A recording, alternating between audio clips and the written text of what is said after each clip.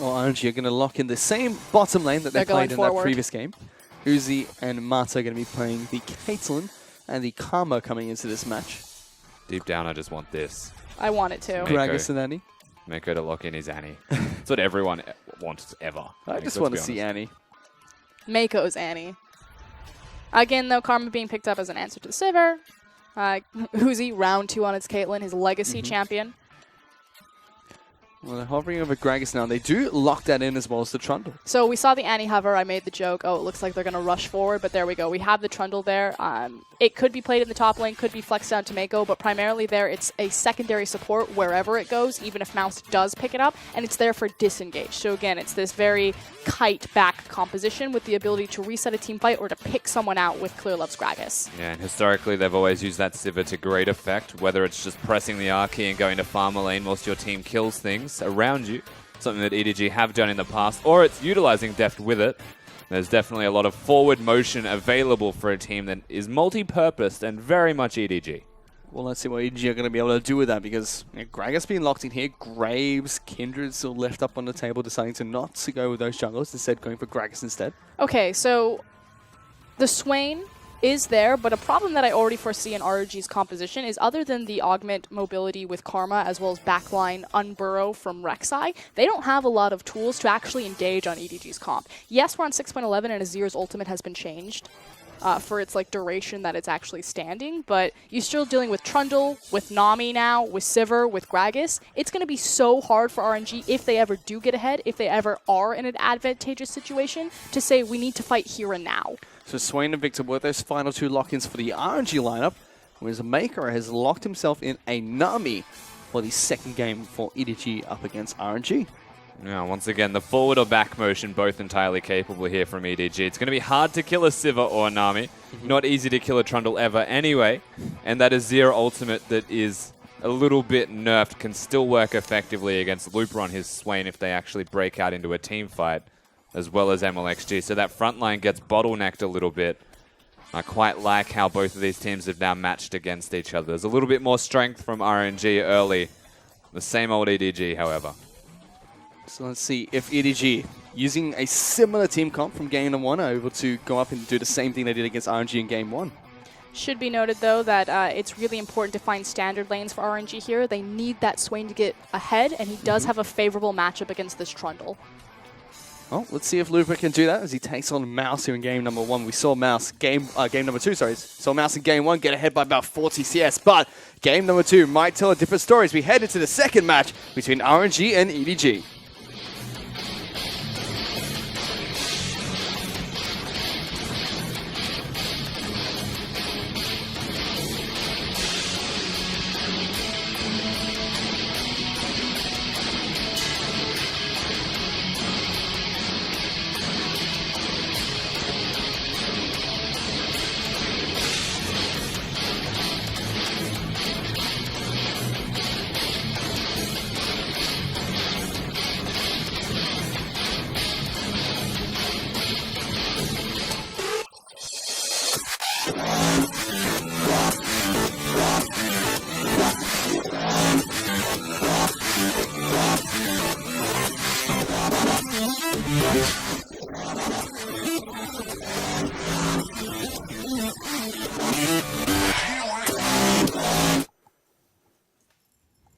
Ladies and gentlemen, we have loaded on to Summoner's Rift for game number 2 between RNG and EDG. EDG were able to take down game number 1, sorry. Let's see if RNG can strike back here in this best of 3 series. Should be noted that, again, it is going to be a Swain on the board, which means that, what is it called, Mortal Reminder, is that much more important in Deft's itemization because they do not have an Ignite available to deal with that healing should Looper get ahead. Again, deep vision being set up by RNG. It's very important for them that they get standard lanes so the Swain can get the more favorable matchup. One of the cool things that a Sivir provides as well whilst you go towards the Mortal Reminder, not only does he have Warlord's Bloodlust for early lifesteal so that he can itemize immediately towards it, he also has the ability to hit the backline whilst hitting the front line, and Mortal Reminder should always actually be applied onto Swain because of that auto attack on hit. Well, Warlord's Bloodlust also being picked up here by Uzi in this game. We saw him go for the further battle in that last game on Caitlyn. Just opting to switch it up to get a little bit more lifesteal here in game number 2. So if you've never seen the Trundle versus Swain matchup, it kind of works like this. Trundle is a melee champion. Swain is a range champion. He's going to punch him in the face every time he wants to take CS. He's going to push him under his tower, and he's going to use his 2 damage over time abilities underneath the tower to make his life a living hell. So bad news bears for Trundle, basically. That's birds, actually. Bad There's news no bears birds. on Swain, to be honest with you. Well played, Rusty. It does, however, open up Looper to gank threat and gank pressure. So we'll see if Mlxg will prioritize Scuttle Crab on that side to give him some early vision, or if clearlove's even going to bother with it. Meanwhile, there's been a little bit of scuffling going on in the mid lane. This train's going back and forth between xiaohu and Scout. We take a look at the bottom lane quickly. Uzi and Mata did a camp at level 1 here. So Uzi hits level 2 first. Deft still at level 1 with meiko, who decided not to go for the Gromp pickup early. Unfortunately, Caitlyn's level 2 doesn't really mean that much. It means a little bit when Marta's straight zoning them, but you're right. As now they actually just should not be there, RNG, because only one of them got the experience from that camp. Meiko and Deft do hit level 2 by pushing a little bit quicker than the Uzi and Mato combo down in the bottom lane. xiaohu and Scout still duking out in the mid lane. This has been a relatively even match from game number 1 and probably will be coming into game number 2 as well. Mlxg not prioritizing top Rift Scuttler, but instead going for bottom. Started on the top side of the map, did not take his blue buff, so prioritizing giving his bottom lane advantage to push by securing that vision. He's already mid, though. But I was going to say the reason that he's on this bottom side putting that priority there is because there's an Infernal Drake on the board that teams do love so dearly and may want to fight for. At the very least, they'll have vision and control of it.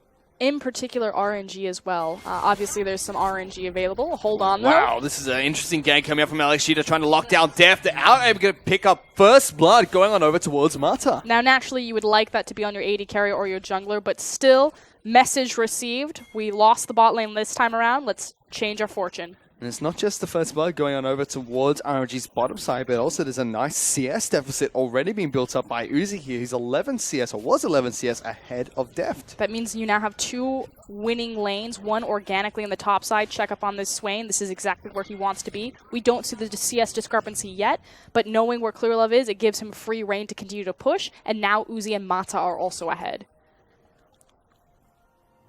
You can already see the gold difference between the AD carries right now. Uzi is about 500 gold ahead of Deft this early into the game. Also has an experience advantage, being a level 3 to the level 2 of Sivir right now. And honestly, that was a little bit sloppy from EDG. clearlove was on the bottom side of the map, and they saw the Rek'Sai poke his head out mid lane, but still they got dove for it. And frankly, not even dove. They were pushed a little bit far up, trying to fight and body that 2v2. They pay for it. Nice move coming out from meiko. It does pull the mini wave down the bottom side, so it pushes towards the EDG side of the map. The SOFM special right there. Mlxg again looking for a very quick gank and priority to the bot side. Denies his, or doesn't take his initial blue buff. Has now given it back over to xiaohu, so a very early blue to Viktor. We can take a look at the top side of the map now as Looper already being a little bit of a bully towards Mouse up in the top lane. Able to push him out of the lane very early and find a small CS deficit for himself. It's about 10 CS ahead of the Trundle right now as the wave will crash towards his turret shortly. More importantly, it does force out the teleport, which now gives Looper the option that he can freely use his TP should he want to, or he could possibly throw it in and just try to walk back to lane and compensate that for later. At this point, we actually just need to look at clearlove and say that he needs to start trying to get something done. He is on an early pressure jungler in Gragas that can combat Mlxg. We know that clearlove is always farm inclined, however. We are seeing almost a slight necessity for him to show his presence on the map soon. And that's the key thing, is that clearlove does like to be farm-oriented. He's more counter-gank-oriented as well, whereas Mlxg is much more proactive in setting the pace on aggression for lanes. Clearlove is very good at shadowing underneath, and if I need to, I'll show up. If not, these wolves are mine. We can already see that being impacted on the map in different ways right now. clearlove, better CS in comparison to Mlxg, has an experience advantage as well, whereas Mlxg was able to pick up that very early aggressive first blood for the RNG lineup. That's cute. He's going to be able to spot out one ward in the bottom lane. We'll probably spot out the second, but doesn't have enough time to clear it out. Sorry. He didn't spot the second at all. So the way it worked is there was a pink ward that procced the Raptor Sense as well as that ward being there, and he went straight into the bush because that's what he expected to be. He found one ward, didn't assume there was another. So still has some vision down in the bottom lane for RNG's lineup. Meiko and Deft only able to push out the wave and immediately head back to base here. And use clearlove's health to do just that. Mlxg actually going to tunnel over the wall here and find clearlove. Tries to go one-on-one against him. This Krug is going to get smited away by clearlove and just simply body slams over the wall there. Does get the best case scenario by getting his camp and walking away. Obviously didn't have his bot lane available to him, so couldn't look for a skirmish there. And already take a look up at the top side. Mouse, once again, not having a good time at the moment. He's getting some assistance, though. Deft and Meiko are on their way up, and Swain, if he's overextended, could be caught out, should be spotted by the pink ward. Well, Meiko is going to walk on over towards the tri-brush and will get spotted out there. Deft and Meiko take that one away. They're still going to look to try and take down the Swain here. Does have flash. There goes the pillar coming down. Looper going to get slowed down and blocked off away by this pillar. He's been exhausted as well. Lots of damage coming down. The bubble used a little bit too aggressively there, predicting the flash from Looper. Doesn't come out. He's able to use that later on, escapes the gate. It's kind of best case scenario, though. Yes, you're predicting the flash, but it also means that Looper kind of has to hold his flash in that instance. You can actually see the immediate response coming out for the RNG lineup. They send Uzi and Mata straight up towards the top lane. They want this 2-on-2 matchup. And every time they get there, they'll get extra farm. EDG on the flip side are avoiding it intentionally. So they walk top lane, they get a nice gank.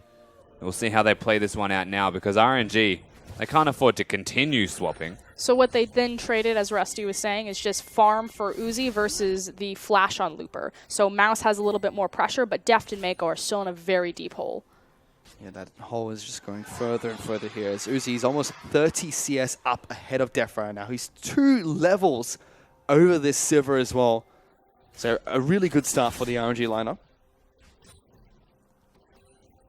Just gone from bad to worse, and this is standard laning phase that's completely gone awry. Deft and Meiko actually not opting to go down into the bottom lane. Instead, they move up towards the top side of the map to match the 2-on-2 instead.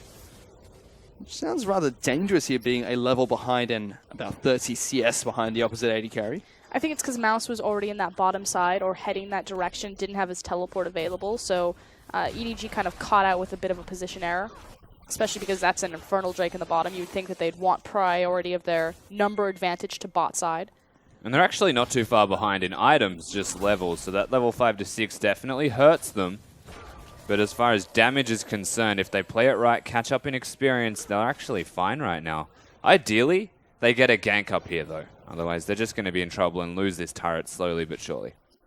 Uzi getting some good work down in terms of poking out Deft and Meiko, as well as putting some good damage down towards the top side in the turret. And here comes that gank. Below half its health. So xiaohu and Mlxg are starting to push onto their strong side of the map.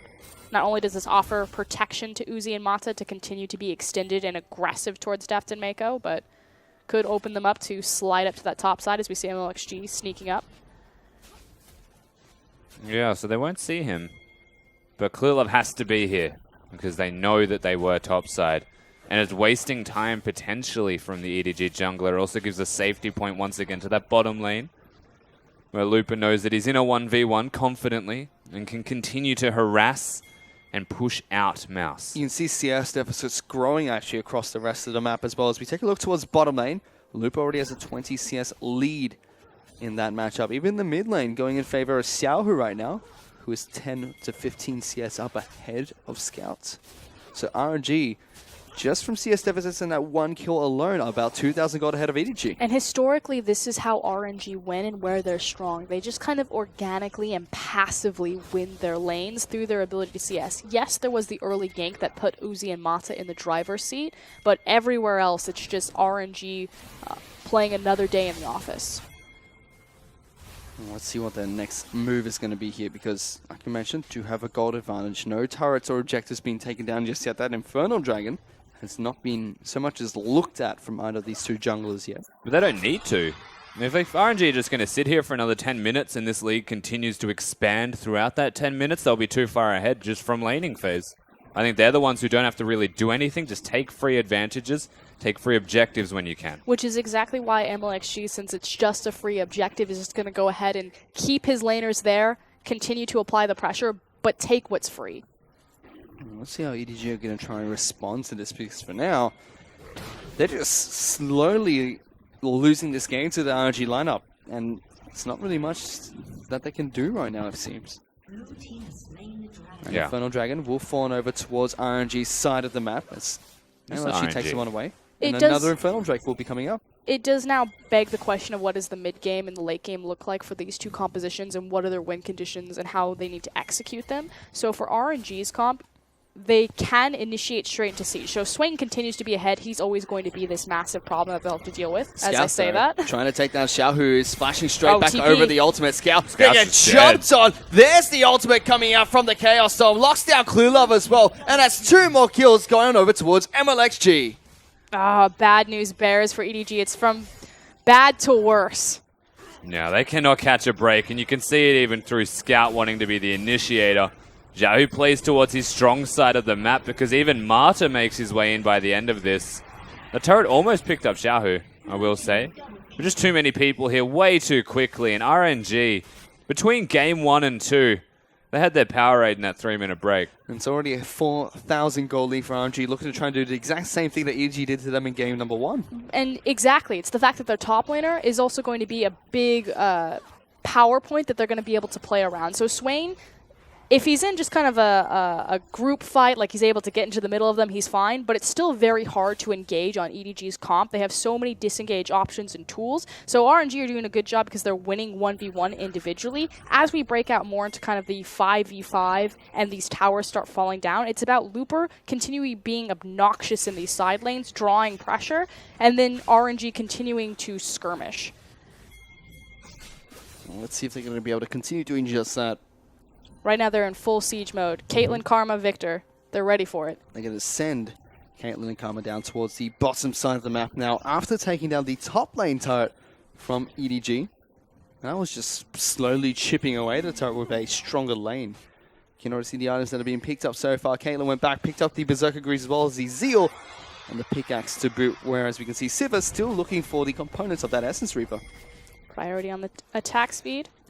And this turret is going to fall down here. Uzi able to pick up the second turret for his team, tries to deny as much CS as possible. Historically, from here, RNG would look towards a Rift Herald, although they're Whoa. actually caught out. Teleport's going to be coming in. Here comes clearlove as well, looking to try and find that body slammer. Flash forward, comes in for the tidal no. wave. Oh, the ultimate coming out from clearlove's going to knock them backwards. Mata still not going to be able to fall down here as Mouse takes a lot of damage in return. RNG might try and counter this one out and go for a counter engage, but still Uzi and Mata get out of there alive. Actually, a big miscommunication from EDG. You saw Deft and clearlove pulled off of that engage when Mata was actually caught out by the pillar as well as the bubble. If they had been in position, possibly could have picked up a revenge kill. And speaking of revenge kills, Mlxg looking to try and take down meiko, and Deft Bubble comes out, gets Nice both bubble. Uzi and Mata to try and lock them down. Meiko still does get locked down, takes a lot of damage. Deft moving forward, trying to take down Mato, who's going to get body slammed here by clearlove. The final attack's going to be enough. Mlxg now in a sticky situation. The Scout knocks back the Viktor. xiaohu puts down the ultimate there, trying to do so much damage to EDG's backline. Uzi finds one. xiaohu's gonna find the second and also takes down clearlove. That's 2 kills for the Viktor. The third kill will go over towards Uzi, who picks up another double. And RNG trade that 2 for 4. and Uzi was the janitorial AD carry right there, picking up pretty much all of his kills with headshots. But xiaohu did so much work on the back half of that. Yeah, absolutely. And even with EDG turning that back around, it looked like it was going back in their direction. Uzi does rock up at the right time with all of his damage. The boots actually being very important for catching them here. Because time and again can catch up with them, no worries. Yeah, I just love the setup from xiaohu to get that Chaos Storm laser across multiple opponents. And like you said, having the boots, having a nice Q from Caitlyn. Yeah, well communicated from RNG to get him back into the fight as well. And I think just individually and as a team, RNG look leaps and bounds above what they were in game number 1. An immediate response from EDG. Check out that inventory. Pink ward, pink ward, pink ward, pink ward. Dragon will be spawning in 1 minute 43 seconds, but they've fallen significantly behind in gold. I think most of these wards are going to have to be used defensively just to clear out their own jungle so they can safely farm. Oh, Scout goodbye. getting locked down underneath his turret by Mlxg. Tries to get out of there, but Uzi just does so much damage to Azir right now. That's another pick for RNG. But Scout needs to think that that's going to happen again. Mid is the last setting outer tower. You need to clear the Azir away because he's going to be the primary wave clear. So he should have been a bit more cautious there, have wards on his flanks. I wouldn't actually blame him for that because he just got dove. I would actually blame the rest of EDG for not being there earlier with 5 pink wards in their inventory, not one of them placed. still nobody there to actually help scout in the first place. So they will get this next turret, and that is an easy take, gifted to them once again by EDG being passive, just wanting to try and farm. Night and day from last game. Gives them an 8,000 gold lead here against the EDG lineup, and this is like deja vu. I feel like we saw this in game number 1 from blue side, just different teams playing on that side of the map now. RNG very commanding here against EDG.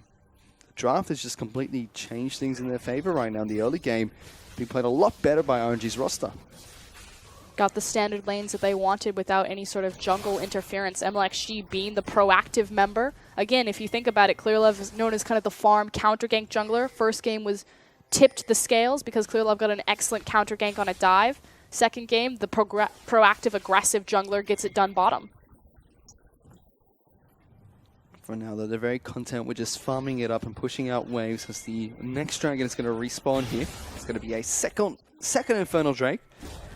You'd like to think that RNG would want to try and take this one down to start stacking up their power in team fights here against EDG. And it's already been started by Uzi and xiaohu. I mean, you'd like to think that EDG can contest this one also, but they really cannot. They've got no ability to move around on the map. I think all of those pings they placed were basically killed immediately through RNG's advances. Oh no, their defensive is crap. There you go. They're pretty much using it to just clear out to the not jungle. get dove in their second turrets, really. Yep. So that is going to be second Infernal. That's 16% bonus AD AP. Naturally, it's a scaling dragon, but I want you to take a look at Viktor's items. Having the flat AP from the needlessly large rod, as well as the hex core there for him. He's actually really strong right now with that in particular. RNG looking to try and take away EDG's red buff on their side of the map. Bubble's going to come out, doesn't get taken away by the Gragas. Instead, Mlxg will be the one to pick it up. And we saw as well the Mountain Dragon is going to be the next dragon to spawn in this game. So definitely RNG for RNG right now. And until further notice, neutral ground is at just RNG's ground. There is no such thing as neutral anymore. All EDG have left is defensive areas. And with these turrets starting to fall and getting chipped away at further and further, the Caitlyn is just an item spike away from starting a siege for the entire team. And we see Rift Herald going to be taken down by the RNG roster there. Should be going over towards Mlxg as well. So opting to take down every single objective on the map right now. RNG have a very high Rift Herald priority. They 9 times out of 10 will give it over into their jungler. Obviously, it's still useful for junglers, especially if they want to be as skirmish focused or as 1v1 focused more correctly as Mlxg. This is not the kind of game we expected, honestly, for game 1 and 2 from both of these teams as well. Very one-sided affairs thus far. It's kind of highlighting what both teams are really good at. Yeah, well, also exploiting general weaknesses, it seems, on both sides. EDG, after that first game, you'd have to say would be solid favorites coming into the second, but RNG turn it back around.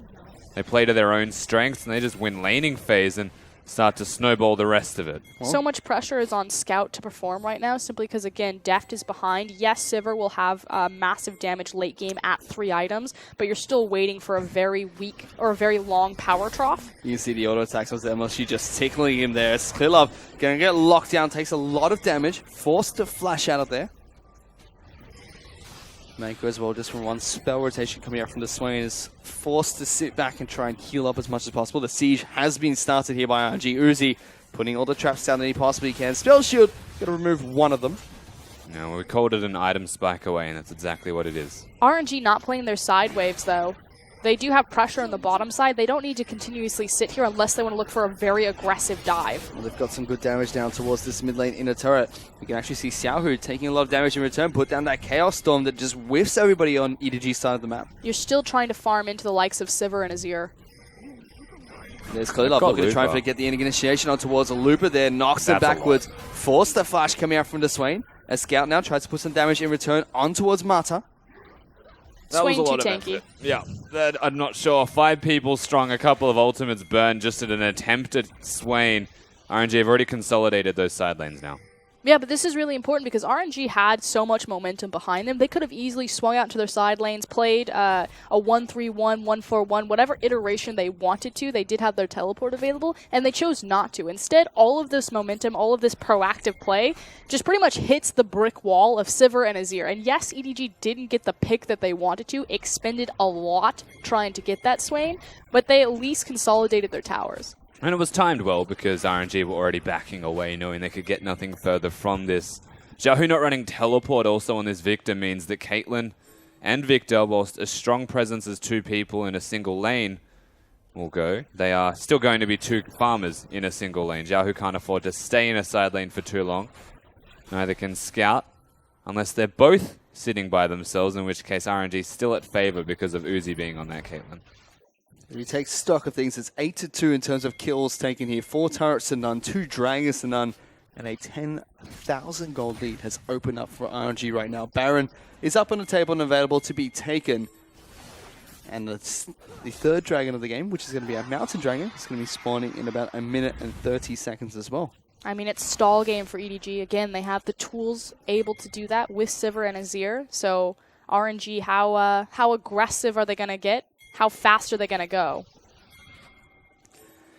It gives us some time to take a look at the items very quickly as well. Swain has that Rod of Ages looking for the Zhonya's Hourglass. Mlxg on Rek'Sai here, just very, very tanky with Randuin's and Cinderhulk and Sightstone picked up. Viktor does have the Ryze Crystal Scepter and a slightly upgraded Hex Core. Looking for his Abyssal, it seems, as his next item. They definitely want to kick this off now. They have complete control. They know that EDG have no vision. They've even got meiko recalling without any left. Thanks, clearlove. Uzi, though, again, losing a bit of RNG's momentum. Making his back, finishing up his last item. Not last item, but last item of his big power spike. So now he's got his 2 attack speed items as well as eye edge. He's double the items of Uzi right now. He's sitting on his Essence Reaver and Zeal, whereas Uzi has 3 completed items already. It kind of feels like deja vu from game number 1, just with the shoe on the other foot. At this stage, RNG trying to bleed out. Whereas EDG, with this lead that they had, and around this time in game number 1, just started forcing things. Still able to push them away from the jungle here one more time. Speaking of. As Uzi looking to try and take down the turret. meiko, though, has to flash away from the Chaos Storm. One more tick would have taken him down. Scout now with a good ultimate is able to stop them from getting any further forward, but xiaohu flashes on top of it to try and get into the backlines towards EDG. They escape, but with really low health bars. EDG do manage to get Sivir back in position, but with clearlove backing away, they will give away inner mid. Inner mid does get taken out. Uzi picks up that one for his team. Baron and Dragon are left up and available as well. RNG could definitely rotate to try and take down one of these major objectives. Yeah, and they don't really need to look once again at the Drake. They know that the bigger priority lies with this big purple worm, and Baron being taken down would just unlock all of the potential in the world for them. EDG not really close enough just yet. meiko looks like he wants to try and steal that with a tidal wave. Not going to happen. It does get smited out by Mlxg. clearlove was walking forward trying to get towards a bit, but it's not going to be enough. xiaohu's. They find him. They take him down. Scout now has to try and do the Shroom Shuffle to get out of there. The Azir still trying to run away from Looper. Puts down another room. Not going to connect. There's an exhaust going down, but they still lock down this Azir. RNG find another kill for themselves and the Baron buff. And they've got the creep wave behind them as well, so they're going to pick up where they left off and start sieging into this inhib. Deft is in position. Yeah, clearlove dead, Scout dead, a lot of their disengage gone, and the wave clear from a Sivir definitely lacking. RNG have all of the tools available to them to just continue pushing and get everything that they want. The turret up in the top lane for the inhibitor falls down. The inhibitor is going to fall down shortly after as well. Pings are going down towards the mid lane inhibitor turret. Scout is still down here. He's going to be respawning the next 20 seconds. This inhibitor turret's going to take even more damage in the mid lane here. meiko does find a good bubble towards Mata. There's Mouse. And clearlove trying to do what they can to stop them from getting further and further in towards this base. That's already all of Mouse health bar just gone from poke damage coming out from the RNG lineup. Siege continues. EDG do manage to force RNG off, so they only lose a single inhib in the top side. Should be good news should this look towards a second Baron attempt, but it means that they will give up the dragon. It's going to be the third dragon of the game going on over towards RNG here. They are phenomenally ahead of EDG right now. 13,000 gold advantage as they pick up a mounted dragon for themselves and the third and final Infernal Dragon will be the last dragon to spawn. Or the next dragon to spawn, sorry, on Summoner's Rift. Not looking good for EDG right now. No, not at all. This is absurdly large for RNG. You would imagine with their next push, they can make a big play. There's only 2 lanes left for them to attack. And Looper doesn't have his teleports. They need to play it cautiously. But with the lead that they have, caution can kind of just get thrown out the window, and brute force is always an option. Their gold lead can pretty much compensate for any numbers disadvantage they have unless EDG play it perfectly. And even the Zonias for Swain means that diving is always a consideration. There's a 5-man unit with how big Uzi is and the rest of the team being able to stand in front of him. Even without xiaohu, for some reason, he's in the top lane. They can get things done. Scout has to just be run away from Mlxg there, who almost was able to catch him out, get the knock up this turret. Gonna fall down so quickly for RNG. Mouse just gets hit by 1 auto attack from Uzi and loses a quarter of his health. EDG desperately trying to defend this inhibitor turret. Baron up minions doing some work here against the turret as well. As Mlxg gets some decent damage down. Just a one-sided affair from both teams right now. We do have a series on our hand, but I don't think anyone expected like this. Not at all. I was assuming more of a slugfest, just back and forth continuously, but RNG just clinical, oppressive smothering. That's exactly what it sounds like EDG did in game number 1. As RNG find another turret for themselves, moving towards the final inhibitor turret of the game. EDG, they have to put up a fight here, it seems. They have no choice, honestly. This is their last stand, but I don't even think they can put up a fight. The best they can do is throw out a tidal wave with the Sivir ultimate and hope that the keg is just one made of dreams. Well, those will be shattered pretty quickly.